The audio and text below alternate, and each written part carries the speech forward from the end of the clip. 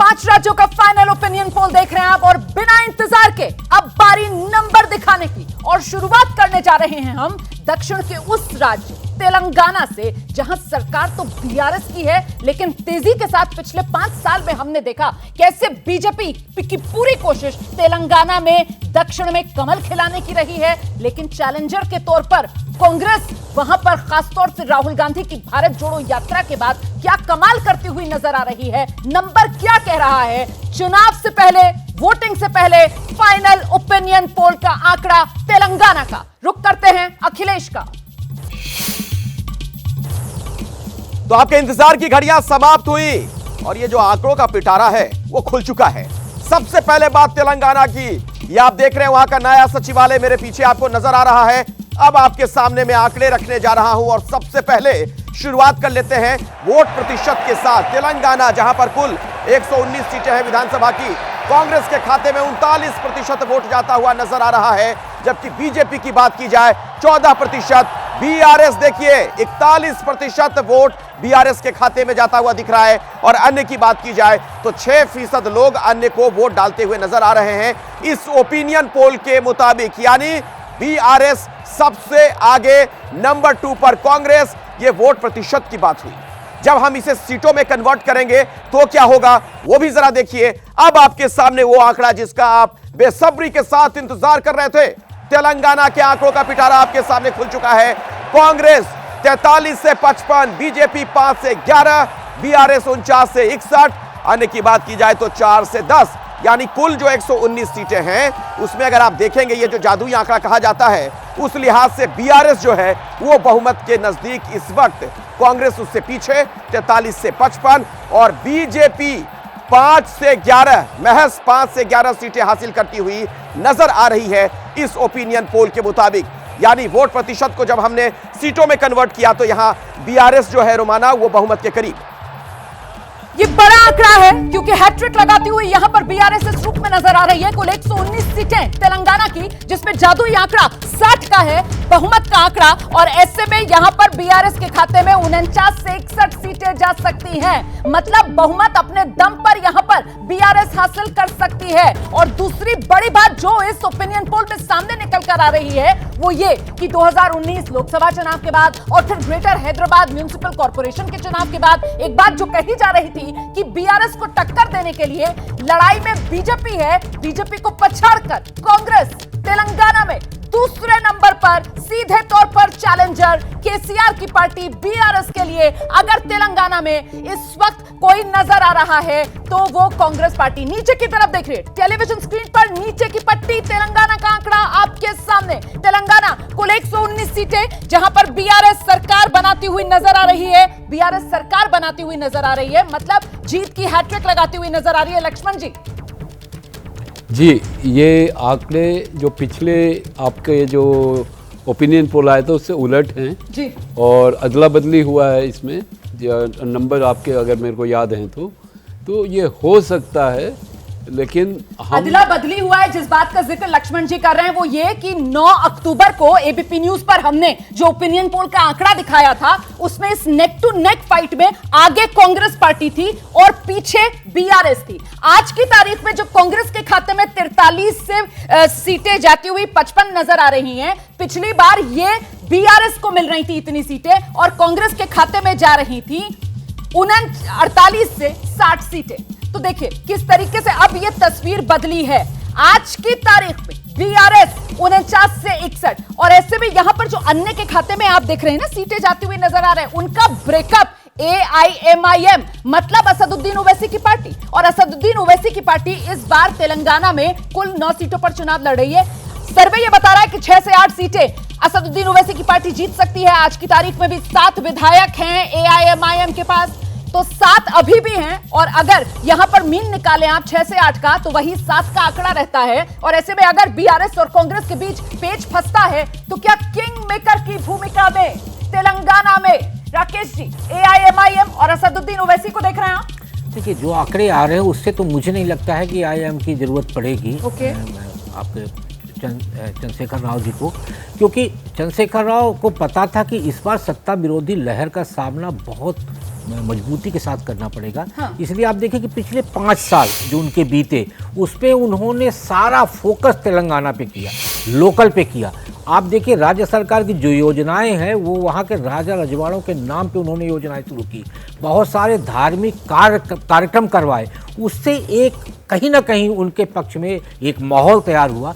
फिर आप ये भी देखेंगे कि तेलंगाना राज्य को राज्य से बाहर यानी राष्ट्रीय स्तर पर बड़ा नाम करने के लिए भी उन्होंने एक अभियान शुरू किया और उसका भी कहीं ना कहीं इस चुनाव में उनको फायदा हुआ। मैं जल्दी से जरा कांग्रेस का भी रिएक्शन ले लेती हूं, क्योंकि सुजाता जी पिछली बार जब हम ओपिनियन पोल लेकर आए थे तो सबसे बड़े दल के तौर पर तेलंगाना में कांग्रेस पार्टी थी, लेकिन आज करीब 1 महीने के बाद ये तस्वीर बदल गई है और आने वाले दिनों में 30 नवंबर को तेलंगाना में वोटिंग है। अगर तब तक ट्रेंड यही रहता है, और ट्रेंड क्या है कि कांग्रेस पार्टी का ग्राफ नीचे जा रहा है और बीआरएस मतलब केसीआर की पार्टी का ग्राफ ऊपर चढ़ रहा है, तो मतलब ये तो कांग्रेस के लिए और मुश्किल।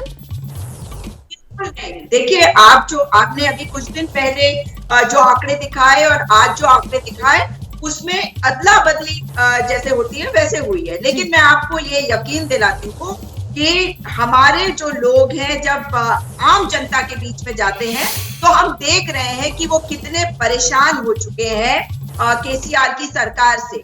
देख रहे हैं कि वहां पे कितना भ्रष्टाचार हुआ है और किस तरीके से किसानों की जो समस्या है उसका समाधान किसानों को नहीं मिला है।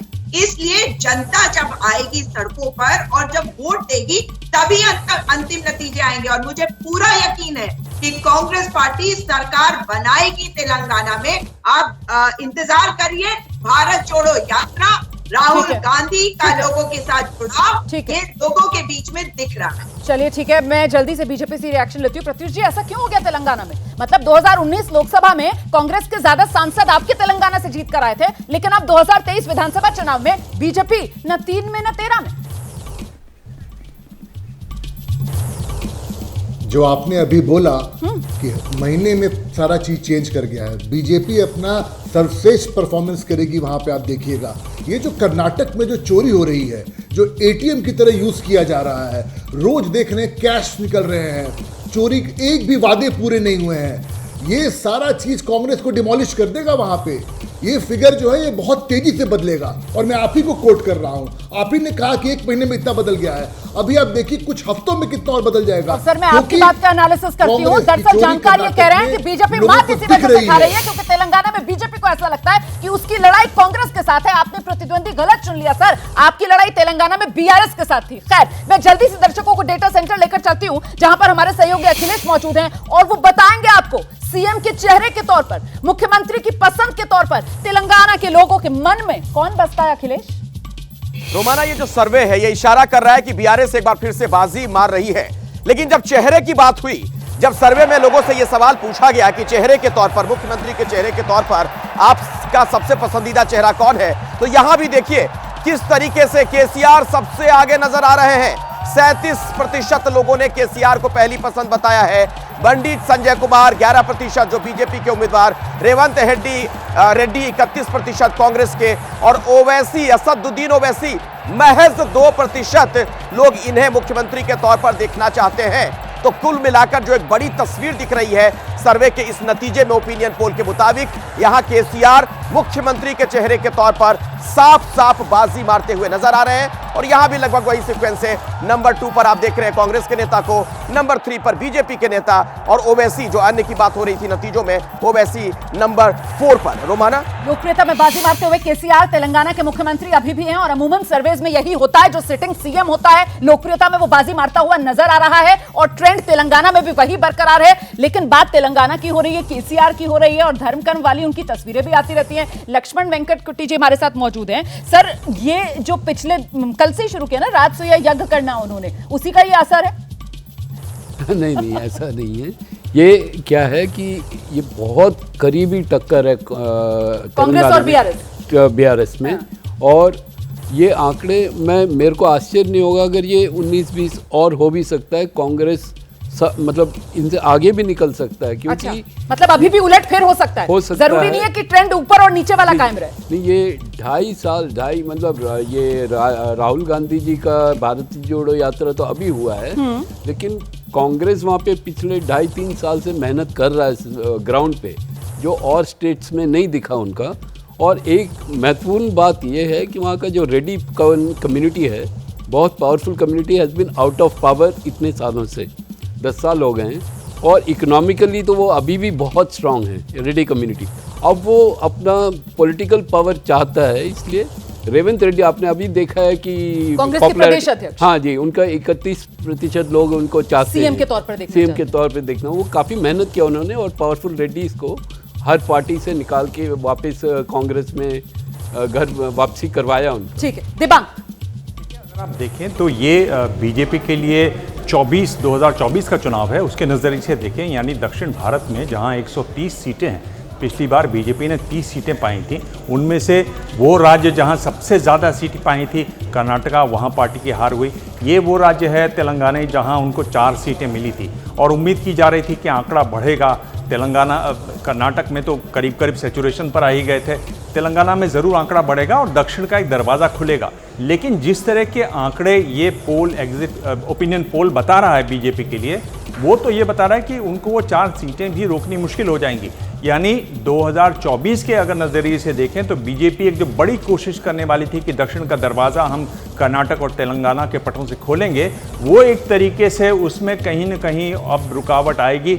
इन दोनों राज्यों में नहीं खुलेंगे तो आगे तो उम्मीद और भी ज़्यादा कम है।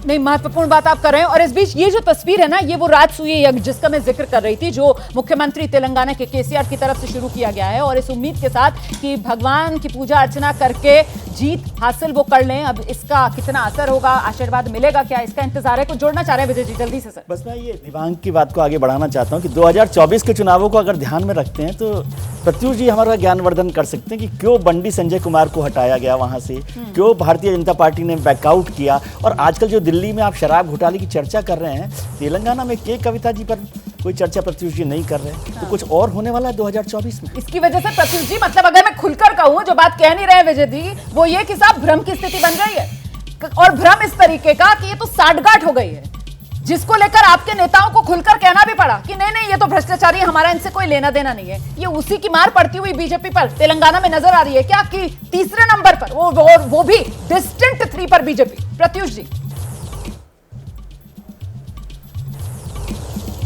देखिए, हम लोगों का बहुत क्लियर है, हम किसी भी करप्ट लोग के साथ हैं ही नहीं। ये हम लोगों के हर नेता ने वहाँ जाके बोला है। और मैं आपको क्लियर कर दूं कि कांग्रेस का जो एंटी नेशनल स्टैंड्स होता है, जो इस तरह से वो चोरों को बढ़ावा देते हैं, जो कर्नाटक में हम लोग देख रहे हैं, छत्तीसगढ़ में देख रहे हैं, राजस्थान में देख रहे हैं, रोज रेड, इस तरह से पैसे निकल रहे हैं। भारत, हम डरते हैं उस चीज से। भारत की जनता जानना चाहती है कि ये जो डेवलपमेंट वर्क में पैसा लगना था, ये नेताओं के घर से कैसे निकल रहा है जो कांग्रेस के सपोर्टर हैं। कांग्रेस एक बहुत बड़ी करप्शन जो है वहां पे बहुत डीपली रूटेड है। हमारी लड़ाई उस करप्शन से है। करप्शन को नहीं मारिएगा तो डेवलपमेंट को कैसे पकड़िएगा। लेकिन सर दिक्कत यह है कि अभी तेलंगाना के नंबर में बीजेपी कहीं दिख नहीं रही है। तेलंगाना के नंबर में कांग्रेस जो है वो बीआरएस को चैलेंज करती हुई, चुनौती देती हुई चैलेंजर के तौर पर उभर कर सामने आ गई है। और ऐसे में अब इंतजार ओपिनियन पोल के उस दूसरे आंकड़े का, क्योंकि 5 राज्यों में विधानसभा चुनाव है। तेलंगाना का आंकड़ा हमने आपको दिखा दिया है, वो दूसरा राज्य जिसके ओपिनियन पोल का आंकड़ा, तेलंगाना का आंकड़ा आपके सामने है, जहां सत्ताधारी पार्टी एक बार फिर से सत्ता में वापसी करते हुए, मतलब बीआरएस तेलंगाना में जीत की हैट्रिक लगाती हुई नजर आ रही है। अगला राज्य अब जिसका आंकड़ा हम आपको दिखाने वाले हैं, 87 जब से राज्य बना तब से यहां पर लड़ाई जो है वो आर पार की रही, 2 दलों के बीच रही। लेकिन इस बार मुकाबला त्रिकोणीय हो चला है, क्योंकि नई पार्टी जेडपीएम की एंट्री हुई है। आप समझ गए होंगे मैं बात कर रही हूं मिजोरम की। जानते हैं मिजोरम के ओपिनियन पोल का आंकड़ा। लेकर चलते हैं आपको डेटा सेंटर अखिलेश के पास। बहुत खूबसूरत राज्य है मिजोरम। आप देख रहे हैं जिस झरने के सामने मैं खड़ा हूं, खाओ पॉप इस झरने का नाम है। बहुत ही मशहूर है, देश भर से पर्यटक बड़ी संख्या में यहां पर आते हैं। आसपास मनोरम दृश्य है, हरियाली है, उसका लुत्फ उठाने के लिए लोग यहां पर आते हैं। और यहीं से अब मैं आपके सामने आंकड़े रख रहा हूं और जरा गौर फरमाइए। मिजोरम में 40 जो विधानसभा की सीटें हैं, एमएनएफ के खाते में 35% वोट जाता हुआ नजर आ रहा है।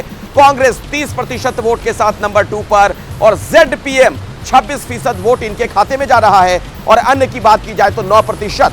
लेकिन जब हम इसे सीटों में कन्वर्ट करेंगे तब क्या होगा, वो जरा देखिए। किसकी सरकार बनती हुई मिजोरम में नजर आ रही है। ये रहा आपके सामने आंकड़ा। एमएनएफ 17 से 21, कांग्रेस 6 से 10, जेडपीएम 10 से 14, अन्य 0 से 2। यानी बड़ी तस्वीर यह है कि यहां पर साफ तौर पर मिजो नेशनल फ्रंट की सरकार बनती हुई नजर आ रही है इस सर्वे के मुताबिक। रोमाना, बहुत महत्वपूर्ण यह आंकड़ा इस लिहाज से हो जाता है क्योंकि मुख्यमंत्री मिजोरम में जोरामथंगा और उन्हीं पर एमएनएफ को दोबारा से सत्ता में लाने की चुनौती, जीत का दारोमदार पूरी तरीके से मुख्यमंत्री के कंधों पर। और इस वक्त एमएनएफ जो है वो सबसे बड़ी पार्टी के तौर पर बहुमत वाला जादुई आंकड़ा 21 छूती हुई नजर आ रही है ओपिनियन पोल के इस आंकड़े में दिबांग। लेकिन फिर भी मामला खुला हुआ क्योंकि जेडपीएम और कांग्रेस, अगर जरा भी मामला इधर उधर होता है तो फिर जीत की चाबी कांग्रेस के हाथ में आती हुई नजर आ रही है। जी हाँ, बिल्कुल ऐसा दिखाई देता है। जो आंकड़े हैं वो तो यही कहते हैं। देखिए, जो मणिपुर में हिंसा हुई उसमें जो कुकी समुदाय है उनके लिए बहुत सिंपैथी है यहाँ पर। और एक और बहुत महत्वपूर्ण जो मुद्दा यहाँ पर है, जिस तरह से म्यांमार से चिन शरणार्थी आते हैं, और बल्कि यहाँ से कहा गया था केंद्र से कि शरणार्थियों का बायोमेट्रिक आंकड़ा भी जुटाएं, लेकिन राज्य सरकार ने उसको नहीं माना, वो नहीं जुटा रही है उसका। ये एक बड़ा वहाँ पर मुद्दा है। और एक और मुद्दा है जिसकी बहुत ज़्यादा चर्चा नहीं होती, और चर्चा नहीं होती राजस्थान में, चर्चा नहीं होती छत्तीसगढ़ में भी, वो मुद्दा है यूसीसी का मुद्दा। यूसीसी के मुद्दे को लेकर वहाँ ट्राइबल्स में बहुत ज़्यादा डिससेटिस्फैक्शन है, वहाँ पर वो एक भार पड़ेगा। लेकिन किरण रिजिजू गए थे और उनका ये कहना है कि बीजेपी का आंकड़ा इस बार मिजोरम में सुधरेगा भी। तो सभी तरह की बात। मैं जल्दी से जरा सुजाता जी का रुख कर लेती हूँ। और वो जो दिबांग की तरफ से यूसीसी वाले मुद्दे का जिक्र किया जा रहा था, इस रूप से समझिए 40 सीटें हैं वहां पर, जिसमें से 39 रिजर्व्ड हैं एसटी के लिए। मैं जल्दी से सुजाता जी का रुख करती हूँ। सुजाता जी, ऐसा क्यों हो रहा है? कांग्रेस क्यों पिछड़ रही है और एक नए फोर्स के तौर पर जेडपीएम वहां पर कांग्रेस की जगह लेती हुई नजर आ रही है? देखिए, जहां तक मिजोरम पीपल्स मूवमेंट यानी कि जेडपीएम का सवाल है, तो ये तो भारतीय जनता पार्टी की तरफ से एक एंट्री के पॉइंट के तौर पर इस्तेमाल करी जा रही है। इससे आंकड़े भले ही कुछ भी कह रहे हो, लेकिन वहां की जनता जानती है कि उनके असली मुद्दे जो हैं वो है 371 और यूसीसी। और यूसीसी वहां लागू नहीं होगा तो वो यूनिफॉर्म सिविल कोड कैसे हुआ, ये भारतीय जनता पार्टी को समझाने की जरूरत है। जो भी पार्टी इसमें जाएगी, आप ये समझ लीजिए कि वो लोगों के सामने ऑलरेडी एक्सपोज्ड है। और दूसरी बात, जब हम 371 की बात करते हैं तो किरण रिजिजू ने जाके वहां पर ये भी कहा है कि 371 नहीं जाएगा। तो इसका मतलब है कि जनता इस बात को समझ रही है कि कहीं ना कहीं किसी तरीके से ये अंदर आने की कोशिश कर रहे हैं। और एमएनएफ का जो रुख है वो भी लोगों ने देख लिया है, बहुत लंबे समय से वो रहे हैं, और जनता जानती है। चलिए अब इन दावों का ज्यादा वक्त बचा नहीं है। 7 नवंबर को मिजोरम में वोटिंग होनी है, इंतजार कर लेते हैं। फिर 3 दिसंबर सबसे तेज नतीजे भी आप यहीं एबीपी न्यूज पर हमारे साथ ही देखेंगे, और सबसे सटीक विश्लेषण भी यहीं पर ऐसे ही एक्सपर्ट पैनल के साथ देखेंगे। फिलहाल राजनीतिक मेहमानों का बहुत शुक्रिया हमारे साथ जुड़ने के लिए।